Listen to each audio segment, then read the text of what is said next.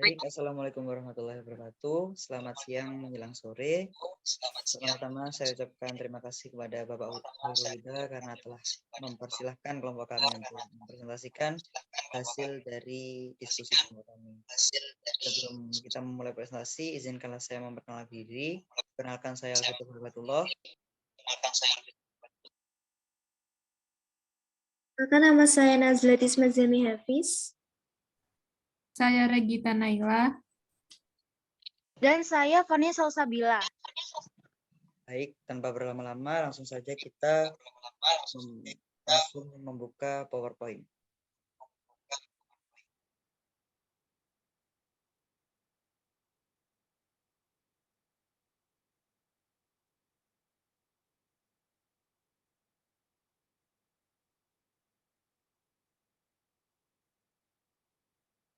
Baik, kami dari kelompok nuklir akan mempresentasikan hasil dari kami. Sebelum kita memulai, izinkanlah saya untuk memperkenalkan apa saja yang akan menjadi pokok diskusi pada sore hari ini. Yang pertama tentunya adalah definisi dan pemanfaatan nuklir. Lalu yang kedua ada rumusan masalah.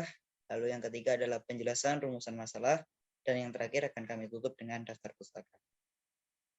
Untuk selanjutnya, kita akan masuk ke definisi fisika nuklir yang akan dijelaskan oleh rekan saya, yaitu Fania Salsabila. Kepada Fania, dipersilakan. Jadi, apa sih definisi fisika nuklir?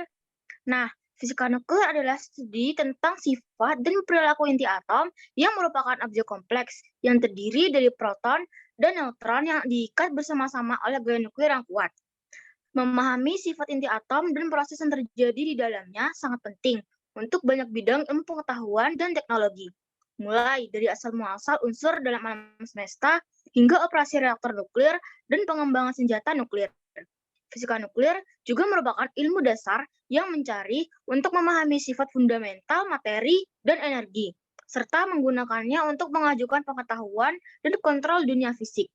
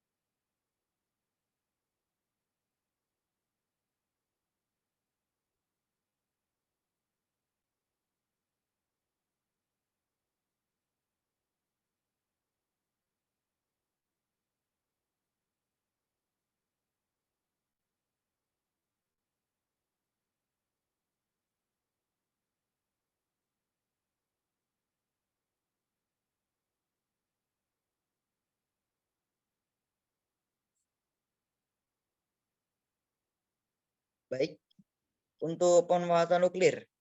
Kembali lagi, pemanfaatan nuklir adalah yang pertama kepada bidang kesehatan. Bidang kesehatan memanfaatkan zat radioaktif untuk aplikasi diagnosis seperti kita ketahui PET atau positron emission tomography dan SPECT atau single photon emission tomography. PET ini digunakan untuk mendeteksi kanker, Alzheimer dan Parkinson, sedangkan SPECT digunakan untuk mendeteksi masalah jantung. Lalu yang kedua ada industri nuklir. Industri nuklir ini seperti yang kita kenal mengenai PLTN ataupun lainnya. Sebenarnya dalam industri nuklir ini tidak hanya dalam PLTN, akan tetapi dalam pelacakan cairan pipa dan pemantauan udara dalam sistem pendinginan. Lalu yang masih asing dalam telinga kita ada pertanian nuklir.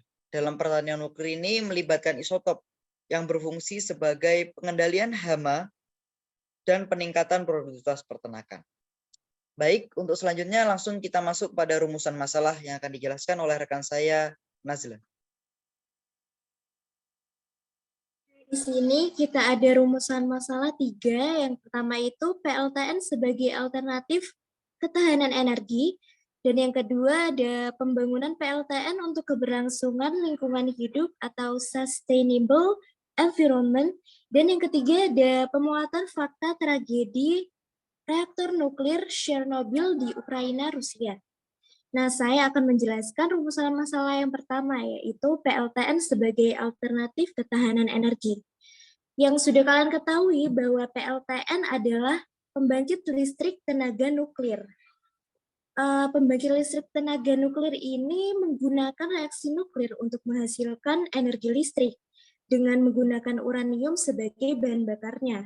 Nah, perlu kalian ketahui juga bahwa uranium itu merupakan sejenis logam radioaktif yang berwarna putih keperakan yang termasuk dalam deret aktinida di dalam tabel periodik. PLTN itu bersifat bersih daripada pembangkit listrik lainnya karena dia menggunakan bahan bakar dari uranium yang bukan bahan bakar dari fosil yang biasanya kalau yang fosil ini menghasilkan seperti asap karbon dioksida, karbon monoksida, dan lain-lainnya. Namun PLTN ini menghasilkan radiasi aktif dari PLTN ini tersendiri sehingga risiko berbahayanya ini sangat rawan kepada masyarakat sekitar yang berada di daerah sekitar PLTN ini. Nah, PLTN ini juga menghasilkan energi yang lebih besar, sumber energinya lebih besar daripada daripada pembangkit listrik tenaga lainnya. Dan yang rumusan masalah kedua akan dijelaskan oleh rekan saya, yaitu Regita. Baik, rumusan masalah yang kedua yaitu pembangunan PLTN untuk keberlangsungan lingkungan hidup. Sustainability environment merupakan suatu kondisi di mana keadaan lingkungan hidup yang ada pada lingkungan tersebut.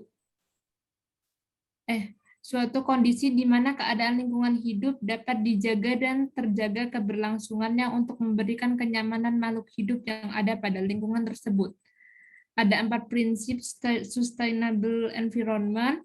Yang pertama yaitu melindungi sistem penunjang kehidupan, melindungi dan meningkatkan keanekaragaman biotik, memelihara atau meningkatkan integritas ekosistem, serta mengembangkan dan menerapkan ukuran-ukuran rehabilitasi untuk ekosistem yang sangat rusak. Yang keempat yaitu mengembangkan dan menerapkan strategi yang preventif dan adaptif untuk menanggapi ancaman perubahan lingkungan global. Prinsip tersebut sejalan dengan tujuan pengembangan pembangkit listrik tenaga nuklir atau PLTN, di mana negara-negara dengan penggunaan tenaga nuklir memiliki lingkungan yang lebih bersih dibandingkan negara-negara yang menggunakan tenaga fosil.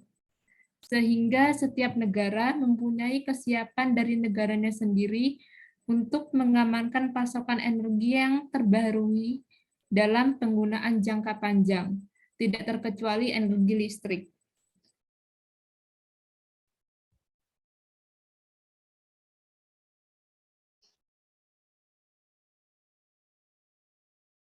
Baik, untuk selanjutnya yaitu pemuatan fakta tragedi reaktor nuklir Chernobyl. Peristiwa Chernobyl adalah bencana nuklir yang terjadi pada tanggal 26 April tahun 1986 di Ukraina, tepatnya di kota Pripyat. Pada saat itu terjadi sebuah ledakan hebat di reaktor nuklir Chernobyl yang menyebabkan radioaktif menyebar di beberapa kota di Uni Soviet atau saat ini kita kenal dengan kota Rusia dan Ukraina. Lebih dari 30 orang tewas pada waktu itu dan lebih dari 350.000 orang terluka karena ledakan nuklir Chernobyl tersebut. Demi memadamkan api, pada waktu itu pemerintah setempat mempunyai ide dengan cara penimbunan reaktor nuklir yang meledak tersebut menggunakan pasir sehingga dapat mencegah penyebaran. Lalu pada waktu itu muncullah perdebatan hebat di dunia. Salah satunya yaitu dengan Amerika dan Jepang, di mana pada saat itu sedang gembor-gembornya memanfaatkan nuklir sebagai pembangkit listrik tenaga nuklir sebagai salah satu bahan untuk menghidupi listrik di suatu negara tersebut. Sampai saat ini bahkan menjadi suatu perdebatan yang hebat, bagaimana sih cara kita supaya radioaktif dalam nuklir ini tidak dapat menyebar dengan hebat apabila terjadi suatu masalah. Maka dari itu, nuklir sebagai salah satu aspek dalam pengembangan sumber daya manusia dan sumber daya teknologi, nantinya pada masa depan akan menjadi suatu terobosan yang hebat untuk kita, manusia, menjadi lebih hebat lagi dalam pemanfaatan teknologi nuklir ini. Sekiranya penjelasan rumusan masalah dari kita sampai situ aja. Untuk daftar pustaka akan dibacakan oleh Nazla.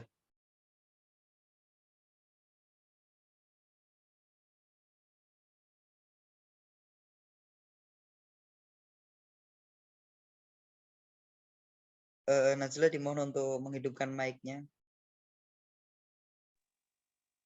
Menurut saya untuk daftar pustakanya bisa dilihat dari isi PPT kami, yaitu ini bisa dilihat uraiannya, tidak perlu dibacakan. Dan yap, sekian dari kelompok kami. Kurang lebihnya mohon maaf Bapak. Ayo Vito, penutupnya gimana ya? Baik, sekian dari kelompok kami. Mohon maaf apabila ada kesalahan dan tutur kata yang kurang berkenan. Dan Bapak Mukhirulda mohon untuk merevisi dari PPT kami. Wallahumma fiqh lakum wa tariq. Wassalamualaikum warahmatullahi wabarakatuh.